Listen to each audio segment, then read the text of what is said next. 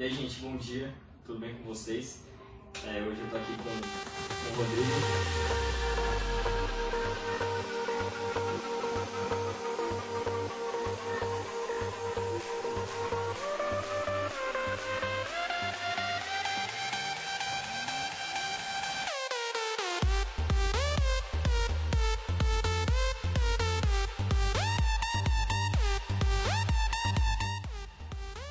E aí, gente, tudo bem com vocês?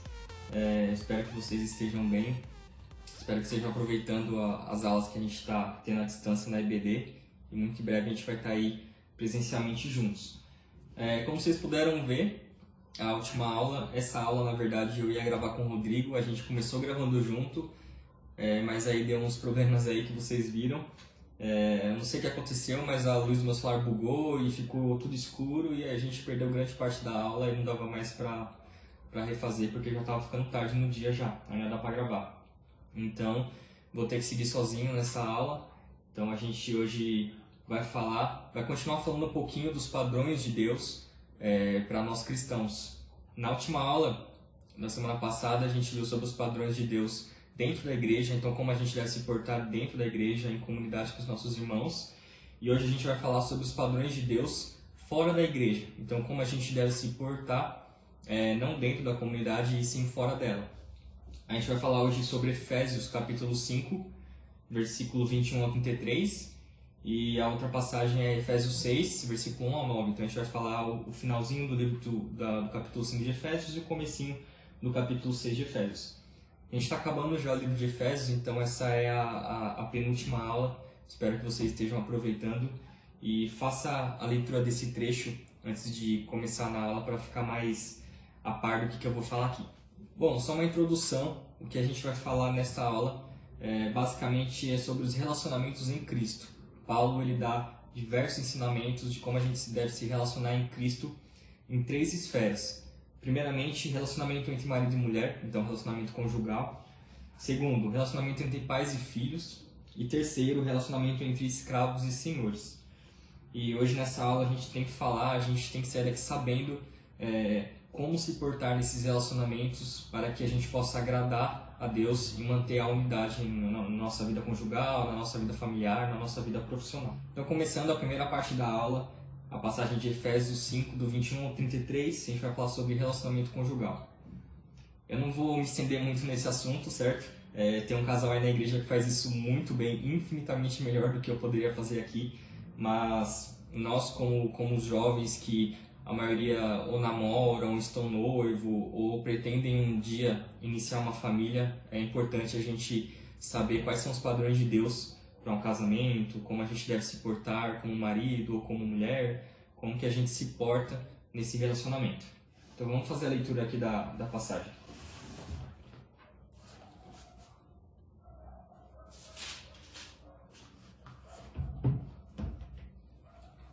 Efésios 5, 21 ao 33. Sujeitem-se uns aos outros por temor a Cristo.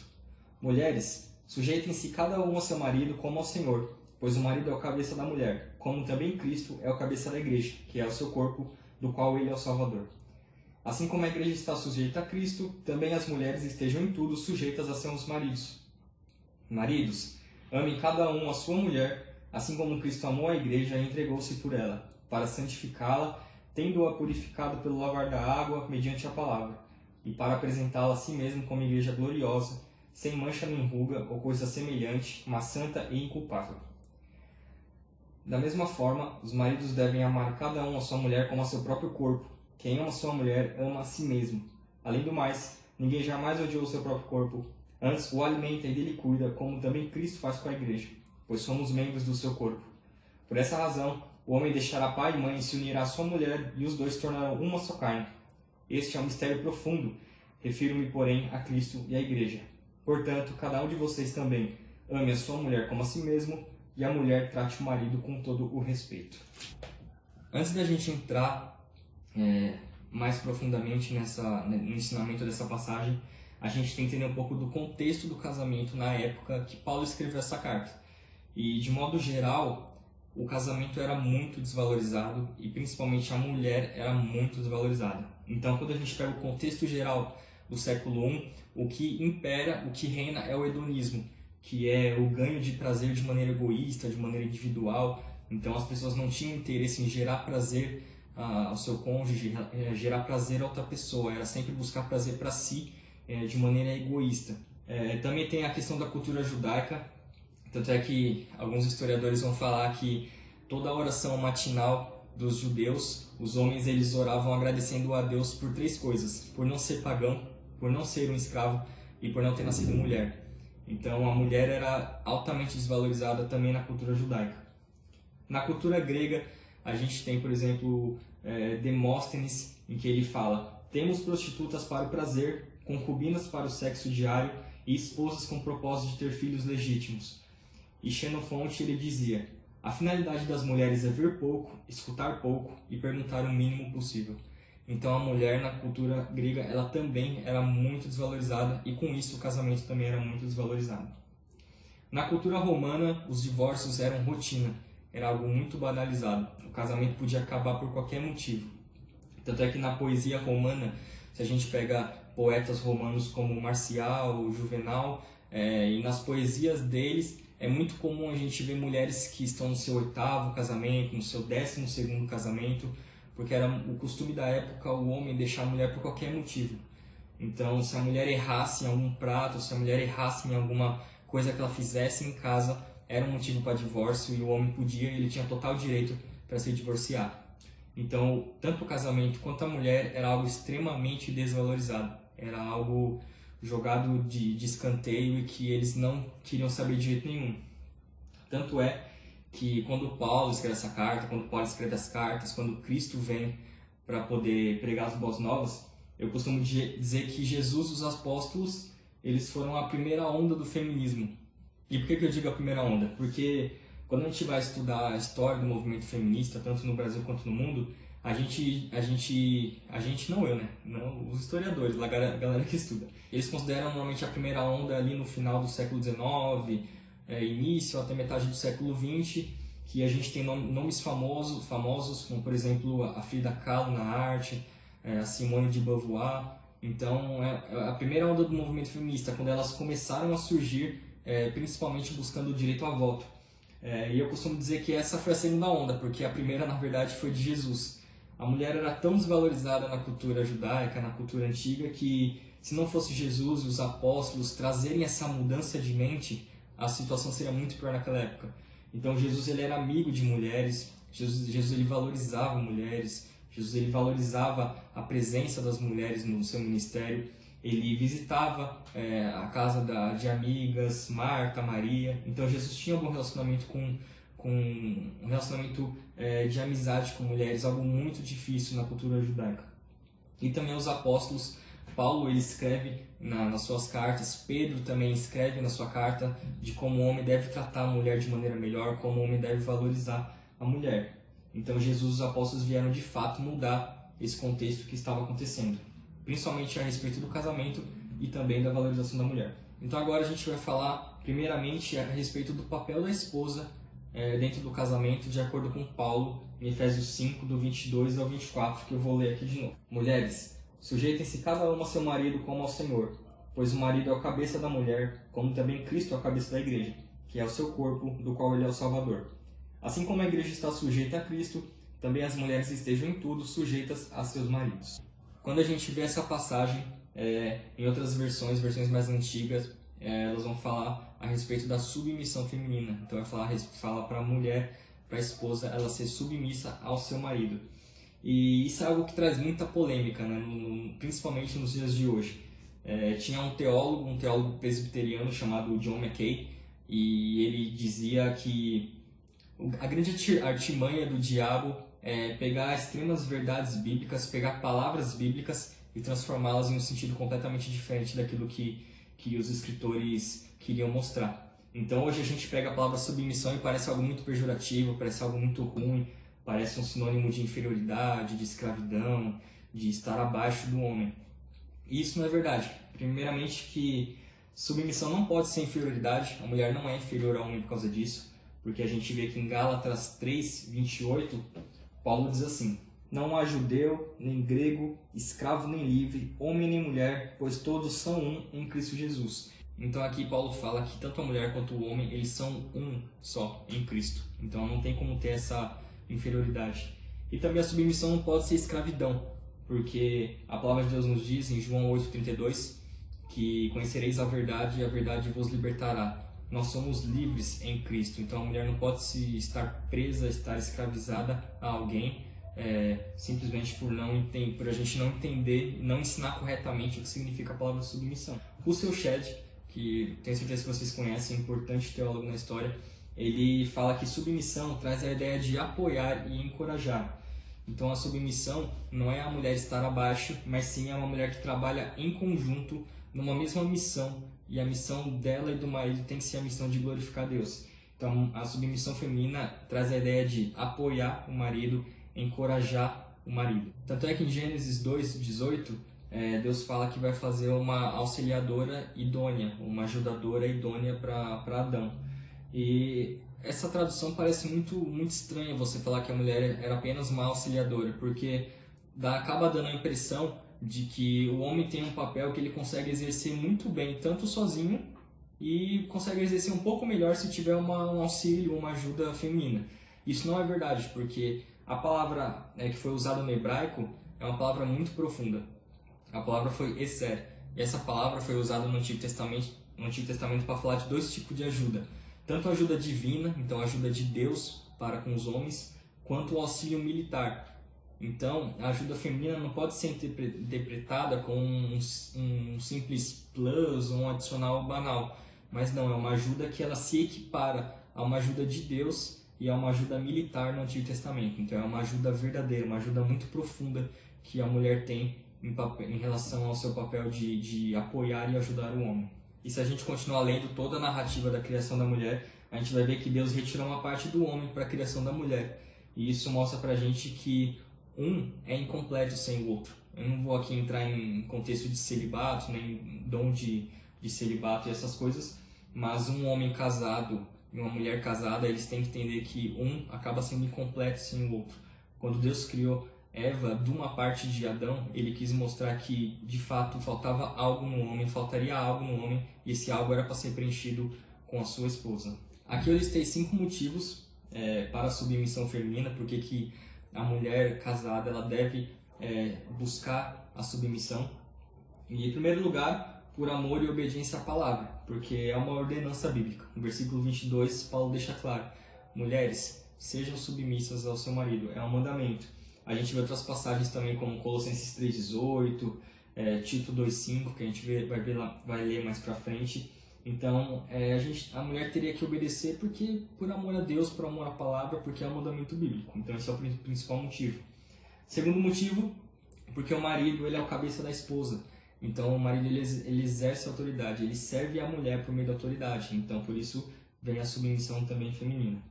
Terceiro motivo, para a glória de Deus. Então, 1 Coríntios 10:31, Paulo fala: quer vocês bebam, quer vocês comam, quer vocês façam qualquer outra coisa, tudo tem que ser para a glória de Deus. Então, a submissão feminina ela também deve ser para glorificar a Deus. Quarto motivo é para que a palavra de Deus não seja difamada. Vamos ler Tito 2, do 3 ao 5.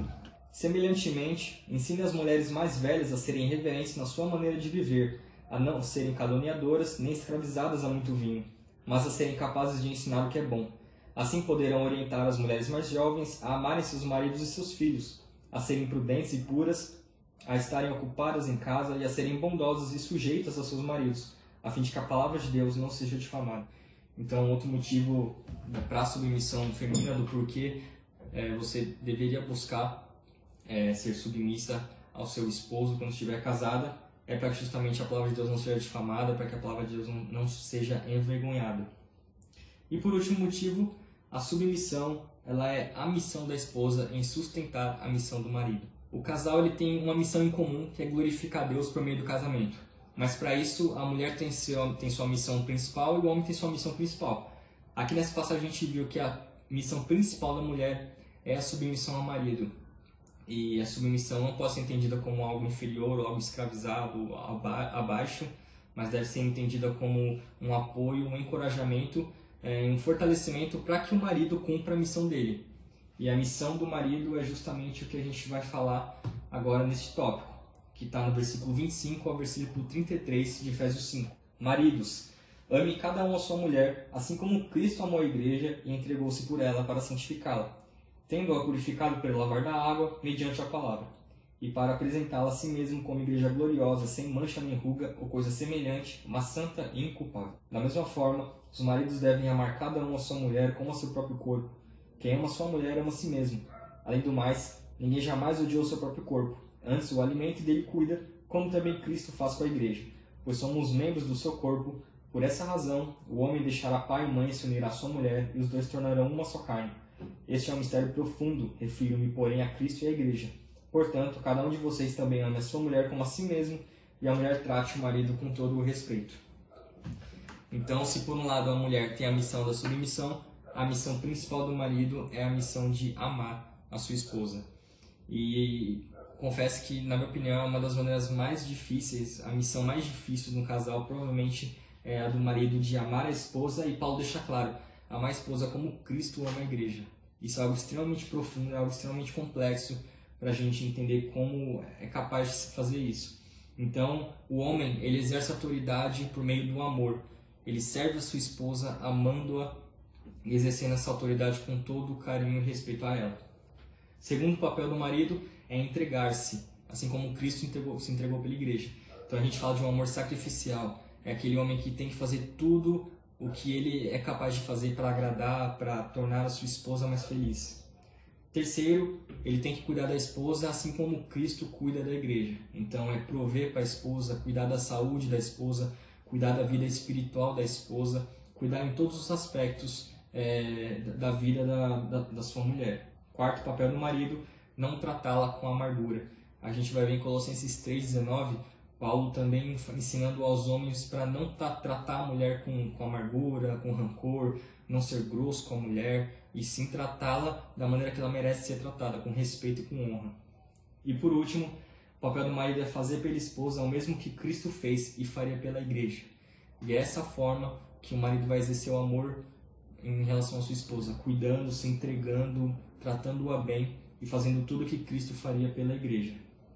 Então, nessa dança que é o casamento, a gente tem que entender que a mulher se entrega ao marido por meio da submissão e o marido ele se entrega à esposa por meio do amor. Então, isso que Paulo quis mostrar para a gente em relação ao relacionamento conjugal, é importante para nós jovens entrarmos no relacionamento, no casamento, sabendo dessas coisas, para que a gente possa juntos glorificar a Deus e ter um relacionamento saudável. Segunda parte da aula, relacionamento entre pais e filhos. Esse é um assunto muito batido, então a gente vai passar bem rapidinho, algo que vocês sabem bastante, mas antes a gente vai dar uma olhadinha no contexto histórico para entender o porquê que Paulo escreveu isso. Efésios 6, do 1 a 4. Filhos, obedeçam a seus pais no Senhor, pois isso é justo. Honra teu pai e tua mãe. Este é o primeiro mandamento com promessa, para que tudo te corra bem e tenhas longa vida sobre a terra. Pais, não irritem seus filhos, antes criem-nos segundo a instrução e o conselho do Senhor. No contexto romano, o império era regido pela lei das 12 tábuas, e nessa lei tinha dois conceitos muito importantes. O primeiro conceito é o conceito de pater potestas, que significa o poder do pai. Então o pai tinha todo o poder em relação ao seu filho. E o segundo conceito é o vitenetisque potestas. Então o pai ele tinha direito, ele tinha o poder sobre a vida e sobre a morte do filho. E com esse contexto a gente vê que o pai no Império Romano ele tinha um controle absoluto do filho. Então o pai ele podia casar o filho, ele podia vender o filho, ele podia escravizar o filho, ele podia divorciar, rejeitar, ele podia até mesmo matar o filho simplesmente porque ele podia, porque ele era o pai tinha todo o poder no contexto romano. Esse regime era algo que gerava muita revolta entre pais e filhos, então era muito comum brigas, era muito comum os dois se odiarem, nunca terem um bom relacionamento juntos. Então por isso, nesse contexto de discórdia e de briga que existe entre pais e filhos, é que Paulo escreve essa carta mostrando qual que é o dever dos filhos. Apesar de todas as coisas, mesmo que seu pai podia fazer tudo por você, te maltratar, abusar de você, abusar psicologicamente da sua vida e tudo mais, Paulo fala que o dever dos filhos é obediência e honra aos pais. E é nesse contexto em que Paulo fala a respeito dessa ordenança para nós filhos. Então a gente vê que em Efésios 6, do 1 ao 3, tem o dever dos filhos. E o dever principal é obediência e honra aos nossos pais. E eu separei aqui 3 motivos do porquê obedecer. Primeiramente, porque é o certo a fazer. Então Paulo fala, filhos, que ele fala aqui, obedeçam a seus pais no Senhor, pois isso é justo. Então obedeçam a seus pais por quê? Porque sim, porque é certo, isso é justo, é o correto a fazer. É natural, faz parte da nossa natureza. Todas as religiões do mundo existe a hierarquia dos filhos obedecerem aos pais. Em qualquer lugar a gente vai ver isso. Então é o natural obedecer aos pais. Segundo, porque é um mandamento. Tanto é que Paulo cita aqui, Êxodo 20, versículo 12, que é honra teu pai e tua mãe para que se prolongue seus dias na terra. Então, além de ser um mandamento, é um mandamento que ainda traz uma recompensa. A gente tem a promessa de Deus de ter uma vida abençoada ao obedecer e honrar nossos pais. Então, quem honra nossos pais, honra também a Deus. Isso era levado tão a sério no contexto judaico que em Levítico 20, versículo 9, existia uma lei para caso o filho não obedecesse, não honrasse, caso o filho amaldiçoasse os seus pais, ele podia ser executado. Então, para você ver quão sério eles levavam a obediência entre pais e a obediência dos filhos em relação aos pais. Terceiro motivo, a desobediência aos pais é um sinal de decadência e inutilidade humana. Vamos ler lá Romanos 1, 28 e 30. Além do mais, visto que, desprezado o conhecimento de Deus, ele os entregou a uma disposição mental reprovável para praticarem o que não devia. Tornaram-se cheios de toda sorte de injustiça, maldade, ganância e depravação. Eles estão cheios de inveja, homicídio, rivalidades, engano e malícia. São bisbilhoteiros, caluniadores, inimigos de Deus, insolentes, arrogantes e presunçosos, inventam maneiras de praticar o mal, desobedecem aos seus pais. Então aqui Paulo está falando da depravação do ser humano, dos inimigos de Deus. Aqui ele coloca como uma das características dos inimigos de Deus é a desobediência aos pais. Para a gente ver como é sério o fato da gente honrar e obedecer. E por último, Efésios 6:4, a gente vai ter o dever dos pais. Então, como eu falei do contexto que tinha do pai poder fazer o que quiser com o filho, Paulo vira e fala, pais, não provoquem a ira dos seus filhos, mas tratem, ensinem os seus filhos de maneira aprovável pelo Senhor, ensinem pelo conselho do Senhor. Então Paulo está falando, eu sei que o Império Romano permite que vocês façam o que vocês quiserem com seus filhos, se vocês quiserem matar o seu filho, você pode.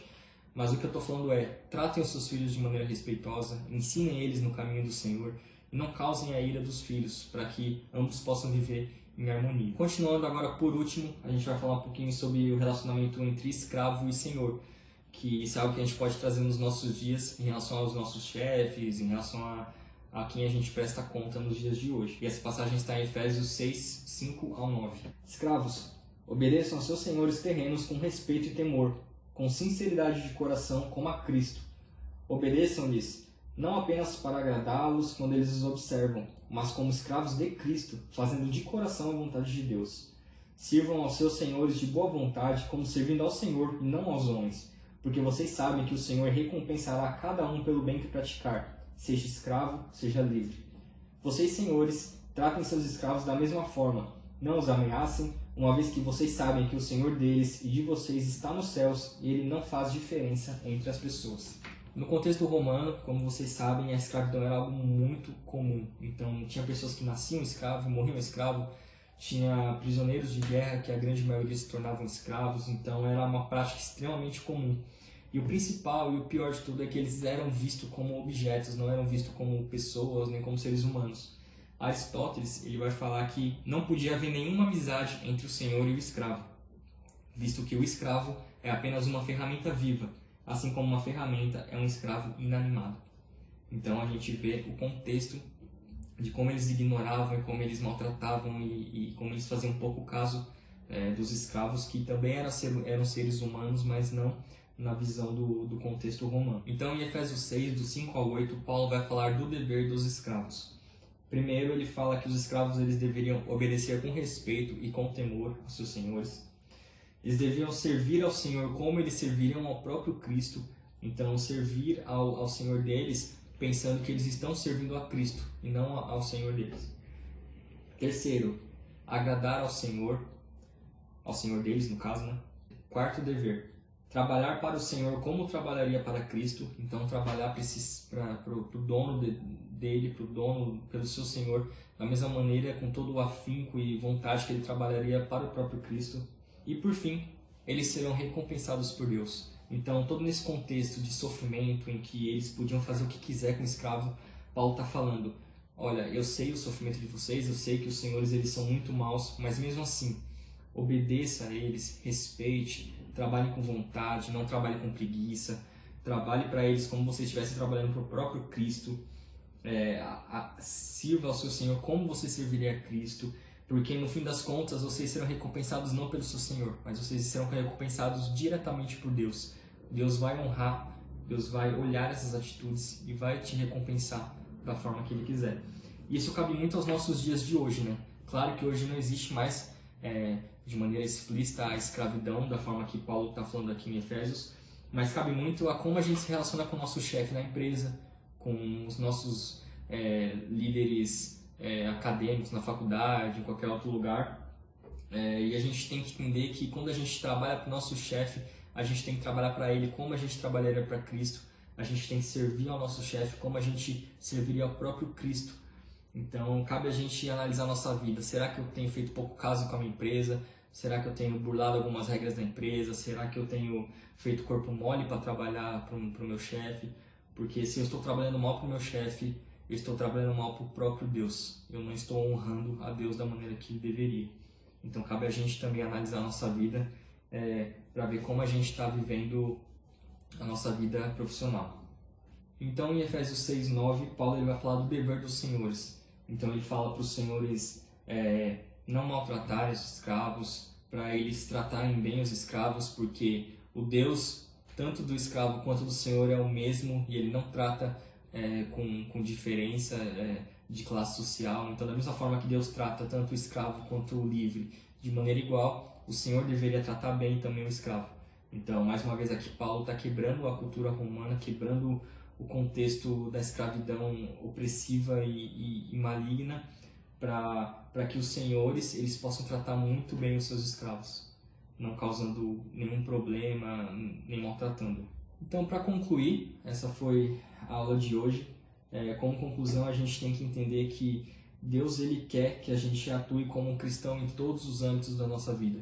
Então, tanto no nosso relacionamento conjugal, nosso relacionamento entre pais e filhos, nosso relacionamento entre escravo e senhor, ou com o nosso chefe, com alguém superior a nós, tem que ser algo que agrade a Deus, tem que ser algo que se pareça com Cristo. A gente tem que expressar Cristo nessas nossas atitudes e nossos relacionamentos.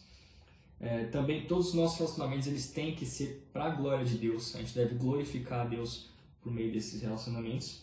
E por último, a gente tem que ser luz em meio à escuridão. Então, numa sociedade atual que desvaloriza o casamento é algo extremamente banal, você pode ver que tem divórcio aí, todo dia aparece um divórcio novo entre os famosos. Relacionamento entre pais e filhos também é algo muito banalizado, filho faz o que quer, pai trata mal o filho e vice-versa. Em relação a escravo e senhor, a gente vê na sociedade como muitos trabalhadores fazem pouco caso do chefe, fazem corpo mole, querem de todo modo prejudicar o seu chefe.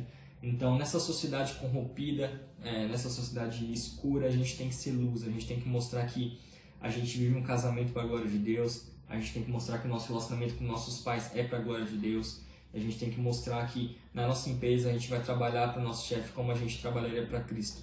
E nisso, nesses 3 níveis de relacionamento, a gente vai estar expressando o caráter de Deus e mostrando para o mundo o que é ser cristão, o que é ser parecido com Cristo. E é isso, gente. Essa foi mais uma aula. É uma aula bem tranquila, é algo que a gente consegue aplicar muito bem à nossa prática. É algo que vocês também com certeza já sabem, mas é importante a gente relembrar sempre para poder ser cada vez mais parecido com Cristo. Na próxima aula, o Rodrigo vai falar de batalha espiritual, e aí ele vai terminar Efésios 6, e em seguida a gente vai conseguir ir para Filipenses.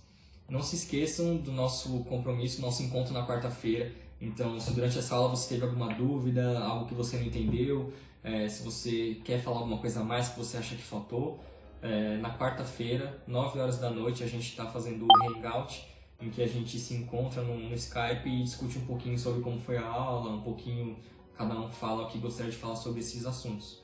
Então a gente vai lançar aí nos grupos e fica atento que para poder entrar no grupo do Skype e a gente na quarta-feira conversar mais sobre essa aula, beleza? É isso aí então, gente. Até mais, Deus abençoe vocês, até a próxima.